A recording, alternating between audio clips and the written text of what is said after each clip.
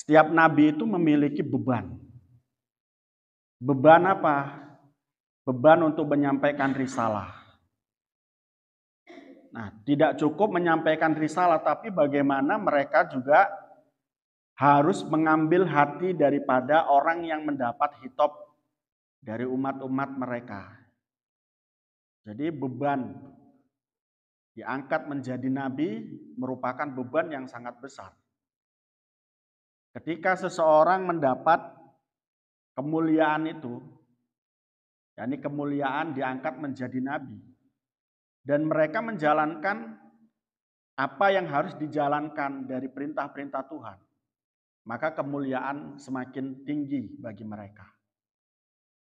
Jadi kalau ada pegawai diberi amanat oleh pemerintah untuk melaksanakan tugas-tugas tertentu dan dia melakukan tugas tersebut, maka dia patut diapresiasi dan patut mendapat kemuliaan dari pemerintah. Sebagaimana nabi, ketika mereka diutus menjadi seorang nabi dan menjalankan apa yang menjadi tugas mereka. Salah satunya adalah tabligh, menyampaikan risalah. Salah satunya adalah dakwah, mengajak orang untuk masuk Islam dan beriman kepada Allah. Apapun ujiannya, mereka tetap melaksanakannya. Daripada itu, sebagaimana Nabi Muhammad itu pernah dilempar batu ketika beliau dalam keadaan berdakwah, mengajak orang. Nah, jangan dibayangkan ngajak orangnya itu door to door dan kemudian membagikan brosur. Enggak. Nabi Muhammad itu mendatangi familinya dulu dengan ngajak ngobrol. Ketika mereka bertanya tentang apa berkait tentang Islam, dijawab dengan lugas. Dan juga terpancar dari sikap Nabi Muhammad untuk kemudian menunjukkan bahwa Nabi Muhammad adalah layak untuk menjadi seorang nabi. Nah, daripada itu ketika beliau berdakwah semacam itu dilempar batu, dilempar kotoran dan lain sebagainya. Itu Nabi Muhammad tetap menjalankannya. Nah, itu kan berat tuh. Diberi amanat, menjalankan amanat. Itu berat sekali. Seorang gubernur, dia punya tugas, diberi amanat untuk menjadi gubernur, menjalankan tugas. Siapa yang menjalankan tugas dari gubernur-gubernur yang menjabat sekarang, pasti akan mendapatkan kemuliaan. Tapi bagi mereka yang menjadikan gubernur sebagai bentuk untuk dihormati oleh masyarakat saja, tanpa menjalankan tugas dan menikmati hasil honor yang diberikan oleh pemerintah kepada mereka, mereka tidak akan menjadi mulia. Nah, termasuk juga seorang pengurus, seorang guru, mereka diberi amanat untuk mengurus adik-adik mereka. Dulu kami ketika masih di pondok, itu niat kami ketika menjadi pengurus itu bukan untuk menjadi mulia di mata kawan-kawan. Melainkan menjadi apa? Menjalankan tugas. Diamanati yai. Menjadi sebuah kebanggaan bagi kami manakala kami bisa melayani yai. Karena prinsip kami khairun nas anfa'uhum linnas. Hidup ini harus bermanfaat. Terutama kalau kami masih di pondok, apa yang menjadi titah daripada yai itu kami jalankan. Bahkan sampai sekarang bukan hanya di pondok. Ketika sudah di rumah pun apa yang menjadi keinginan kiai itu kami interpretasikan dan kami aplikasikan dalam kehidupan sehari-hari. Jadi jadi pengurus itu mendapat amanat. Kalau bisa memegang amanat dan menjalankan tugas-tugas dari amanat tersebut, kamu akan jadi mulia. Kamu akan terbentuk sikap kepribadian yang ideal, manakala nanti kamu kalau seandainya pulang, itu sudah bisa untuk kemudian berperilaku ideal juga, sebagaimana di pondok. Di pondok itu kecil, dan ujiannya kamu anggap sebagai sesuatu yang berat. Kamu dimusuhi, andai kata kamu ngobrai Kamu dimusuhi manakala kamu memerintahkan yang ma'ruf, mencegah yang mungkar, dimusuhi. Di masyarakat bagaimana? Lebih kejam lagi. Salah benar dicelah. Maka kalau kalian tahan di pondok, belajar dengan sungguh dan memperhatikan kehidupan ala pondok pesantren, pulang itu mentalmu sudah mental baja. Berdakwanya tentunya akan menjadi hebat dibanding yang tidak mondok. Karena apa? Sekali lagi orientasi mondok itu, ngapain pun kita di pondok adalah lillah, fillah, billah. Karena Allah, sebab Allah, di jalan Allah. Tidak ada orientasi lain. Adapun materi itu adalah fadlnya Allah.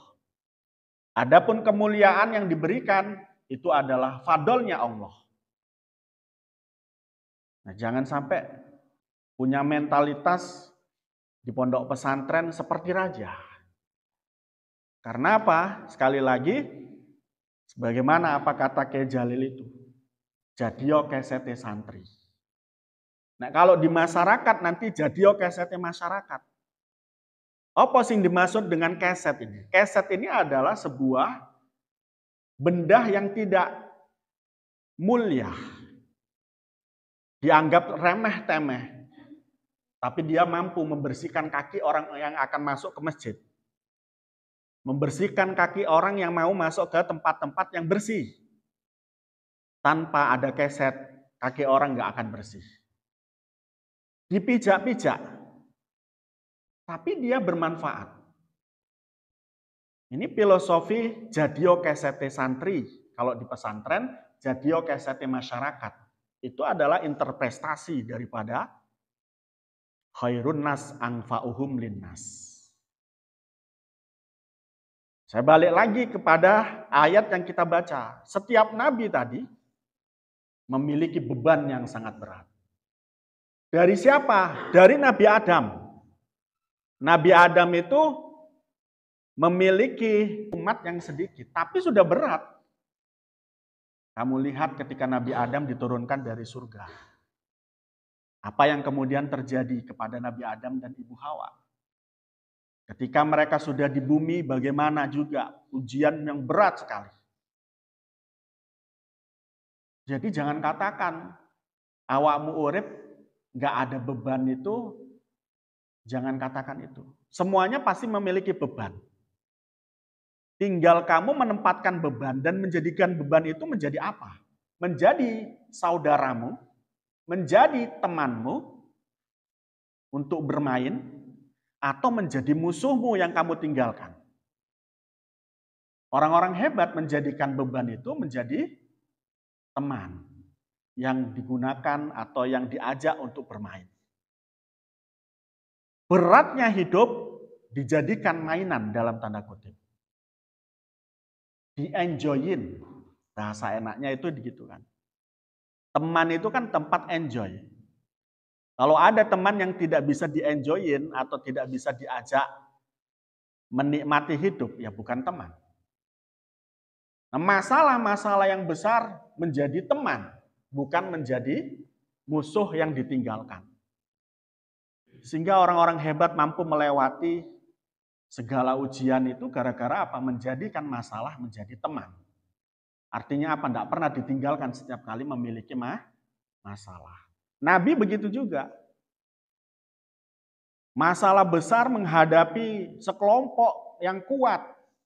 Bagaimana digambarkan di dalam Al-Quran. Kam min fi'atin qalilatin khalabat katsiratan fi'atan. Dari nabi-nabi tersebut menghadapi jumlah musuh yang besar-besar. Yang mustahil kayaknya untuk menang. Tetapi bagaimana di medan perang? Mereka punya keyakinan bahwa masalah itu harus dihadapi, diselesaikan. Mereka mendapat kemenangan. Menghadapi kafir Quraisy, menghadapi pasukan Romawi, pasukan Persia.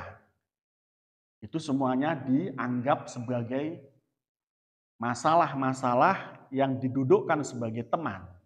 Tidak dijauhi tapi diselesaikan, di-enjoyin. Kalau Anda sebagai santri, mentalnya tadi saya katakan ingin dilayani, mentalnya ingin menjadi seorang raja, nggak mau mengabdi. Saya kira nggak ada kemuliaan, mesti kamu didudukkan di tempat yang mulia. Sebagaimana saya katakan tadi, bupati, gubernur, presiden tidak akan mendapatkan kemuliaan manakala tidak mengerjakan amanat dan tugas yang dibebankan kepada mereka. Begitu juga kamu. Jadi pengurus, kalau nggak menjalankan amanat, satu keniscayaan Anda di tempat yang mulia tapi nggak akan mendapatkan kemuliaan. Tapi lihatan, bagi mereka yang tidak menjabat, tidak mendapat kedudukan di masyarakat, tapi menjalankan fungsi manfaat yang besar. Bagaimana mereka di mata masyarakat dan di mata Allah. Mereka mendapat kemuliaan. Saya sering cerita, ada dulu di kampung saya. Orangnya itu nggak punya apa-apa, orang miskin. Kebetulan anaknya jauh darinya dan dia hidup sebatang kara. Tapi kalau ada acara-acara Islam sebagaimana Maulid Nabi, Isra Mi'raj, terus kemudian pesta tetangga-tetangganya, beliau selalu datang. Datangnya bukan mencari apa-apa, bukan mencari kue, bukan mencari jajan, bukan mencari makanan. Datang mengabdikan dirinya untuk apa? Nyuci piring, bantu masak. Konco-koncone kawan-kawannya sudah diam, itu kalau beliau ngerti piring berserakan di tempat cucian, itu beliau langsung nyuci. Kalau kawan-kawannya duduk istirahat, beliau masih nggak ngantuk, masih di tempat. Itu ada saja yang dipitilin, baik itu cabai, bawang, dan lain sebagainya. Nah, satu ketika nenek ini meninggal. Itu dari 3 kampung datang semua untuk berlayat takziah kepada beliau. Ini tandanya apa? Kemuliaan yang dimiliki. Enggak punya kedudukan. Jabatan enggak punya. Tapi sing layat merasa kehilangan itu 3 kampung.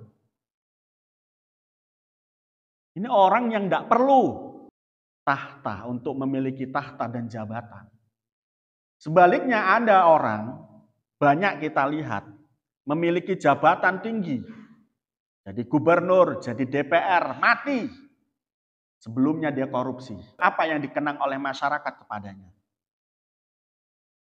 Sebagai orang hina yang pernah korupsi. Sebab apa tadi? Ditempatkan di tempat yang mulia tapi tidak menjalankan hal-hal mulia. Sebaliknya ada orang yang tidak ditempatkan di tempat yang mulia tapi perilakunya mulia akan menjadi mulia. Jojo ngarep awakmu kalau seandainya pingin mulia tapi nggak melakukan perkara yang mulia. Nabi-nabi, jangan dikatakan mereka tidak punya beban tinggi yang berat. Mereka mendapatkan beban tinggi dan berat.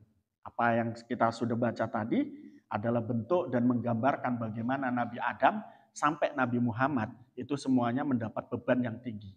Sehingga beliau mulia di mata Allah, mulia di masyarakat, mulia di mata manusia.